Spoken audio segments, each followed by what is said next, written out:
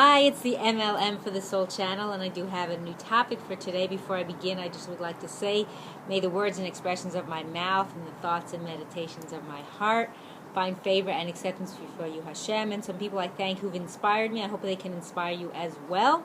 I will have links below this video to their channels. They are Rabbi Shalom Arush, Rabbi Lazer Brody, Rabbi Yosef Mizrahi, Rabbi Eli Mansour, Rabbi Alona Nava, Rabbi Yuval Ovadia, Rav Daniel Asore, Nisan Baruch Black, David Sachs, Rabbi Michael Skobac, Jews for Judaism, Rabbi David Asher, and Yaron Reuven. So hopefully I got them all.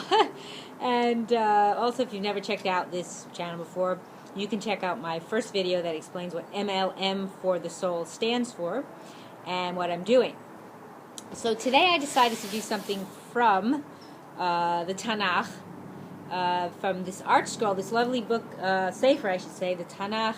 It's the Stone Edition, and this is their pocket edition, and it has the whole Tanakh in it. And I read it every Shabbat. And like a couple weeks ago, or a few weeks ago, we did the Parshas Vayikra, and we started Sefer Vayikra, the whole book of Vayikra, Leviticus. So in the beginning of the page of the particular book, they have a nice, like a write-up, like a synopsis.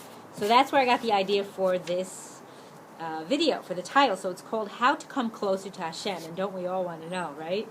So I'm going to read some of this, and then you'll understand. So, in the lexicon of the Talmudic sages, the book of Leviticus is called Torah's Kohanim, the Torah of the Kohanim or priests, because most of the book deals with the laws of the temple service and other laws related to the priests and their responsibilities.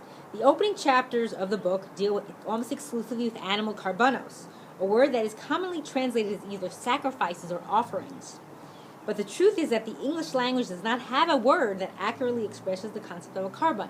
It's true, there are sometimes words that when you say them in Hebrew and English, there's no real, it doesn't explain it properly. So the word sacrifice implies that the person bringing it is expected to deprive himself of something valuable. But Hashem finds no joy in his children's anguish or deprivation. So he wants to give us everything. So the word offering is more positive and closer to the mark. Indeed, we use it as our translation, but it too falls far short of the Hebrew karban.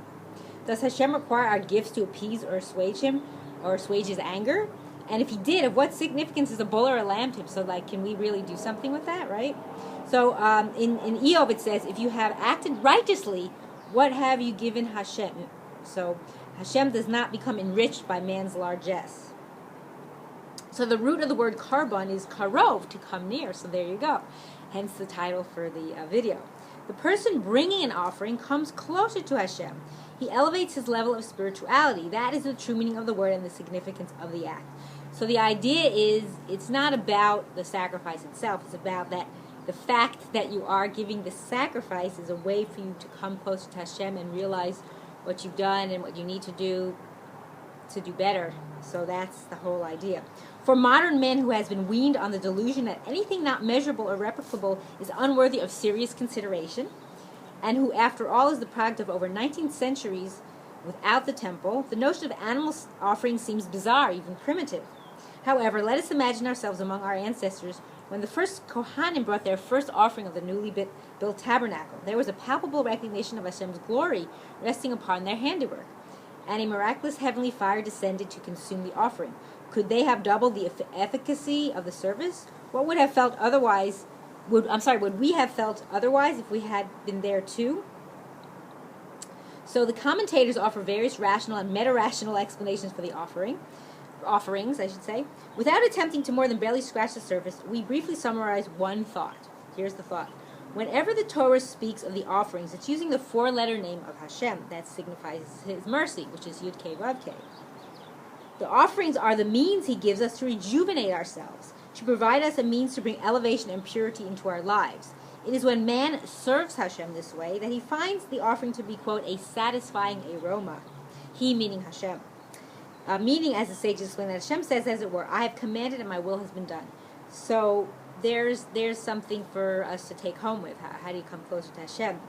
By doing this, because you're doing his will. By doing his will, it keeps bringing you closer. You keep getting that stronger connection because you're doing what he asks you to do. And that's what really matters, is that we find the ways to come closer to Hashem. So in these days when we don't have the karbanos, what do we have? We have tefillos, we have prayers, we have the the prayers that have been given to us by Anshe Knesset Hagolah, the written prayers.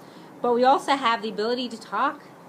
We all know how to talk, but sometimes people find it hard to find what to say to Hashem, on your own, without the written prayers that are already set out for us for the morning, the afternoon, and the evening.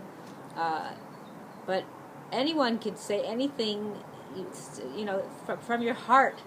If you have a hard time saying it, maybe another way you could do it is write it down. If you're good at writing, write down your feelings and your thoughts and your ideas and your concerns, and then say that, though it's a little maybe more robotic because it's not free-flowing, but that's okay. Maybe in time it'll come more naturally to you. But that's the whole idea, is we need to work on how to get closer. And that is the means how they did it. That was the whole idea, is that you do His will. So what are we supposed to do now? Now we have all the mitzvot to do. That brings us closer to Hashem. And of course, one of the mitzvot is the prayers. But there's many other things we could do. Chesed, you do kindness for other people. You're emulating Hashem, so you're getting closer. You're doing His will. That's part of His will. We don't have all 613 mitzvot to do because we don't have a Beit HaMikdash. We don't have certain things. Not everyone lives in Eretz Yisrael, so there's different ways that we could still work on us getting closer to Hashem. And I wanted to say in closing that I hope and pray that we will all work diligently to do this. It's so important that we work on ourselves to get closer to Hashem, and that we will hasten the coming of Mashiach, and we'll all live and merit to see it speedily in our days, and rebuilding of our final everlasting Beis HaMikdash. Amen, and thanks for watching.